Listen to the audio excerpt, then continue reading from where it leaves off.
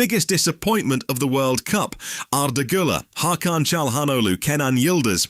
On paper, Turkey looked like one of the most exciting teams at this World Cup. Instead, they have completely collapsed. 62 shots in 2 matches and not a single goal. It feels like the Turkish attack has simply forgotten how to score.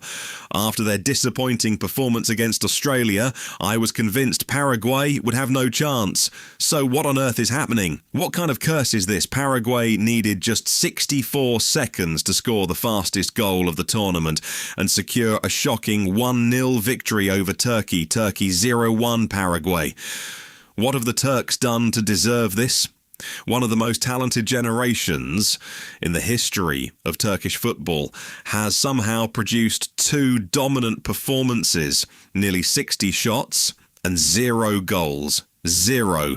There is nothing to analyse and nothing to explain. This goes beyond bad luck. Sometimes football produces moments that simply make no sense, and this is one of them.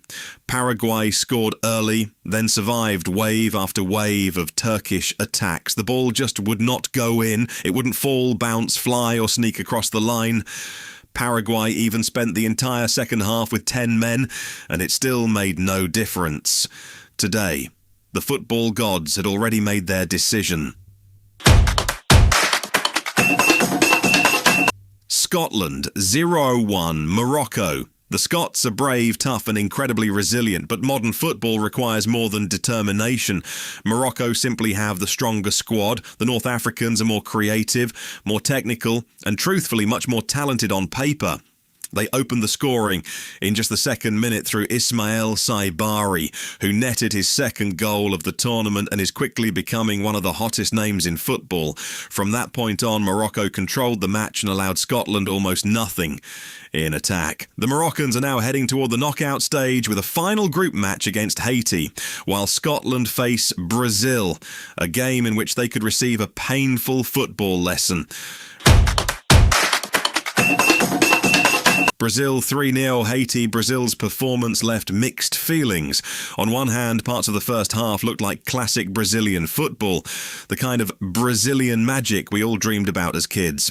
On the other hand, there were long stretches where Brazil seemed to stop playing altogether. Honestly, I don't fully believe in this Brazilian team yet. They look vulnerable, and against a serious opponent, those flaws could be exposed. The first half featured 2 goals from Matheus Cunha, another from Vinicius Jr., and several dazzling runs from the Real Madrid star. But after half-time, Brazil almost disappeared offensively, and that's against Haiti. United States 2-0 Australia. The host nation once again showed why they could be one of the surprise teams of this tournament. The United States may lack world-class superstars, but they make up for it with excellent organisation, tactical discipline and modern football principles. Mauricio Pochettino has built a team that presses aggressively, controls possession and plays with tremendous intensity. I really like what this American side is doing. Everything looks carefully planned and well drilled. More importantly, this style of football can take them deep into the tournament. The Americans move the ball forward quickly, win second balls, dominate possession and never allow opponents to settle. This is not a physical, one-dimensional team. Players like Weston McKennie and Serginho Dest bring both quality and intelligence to the squad. Australia attempted the same approach that worked against Turkey, sitting deep and looking for counter-attacks. Against the United States, however, it completely failed. The Americans won the possession battle, dominated through their pressing, and created the better chances. They opened the scoring in the 11th minute thanks to an own goal caused by relentless pressure in the penalty area. Just before half-time, they doubled their lead after a lengthy VAR review confirmed the goal. In the second half, the hosts eased off and allowed Australia more possession. But when asked to dictate the game, the Socceroos struggled to create anything truly dangerous.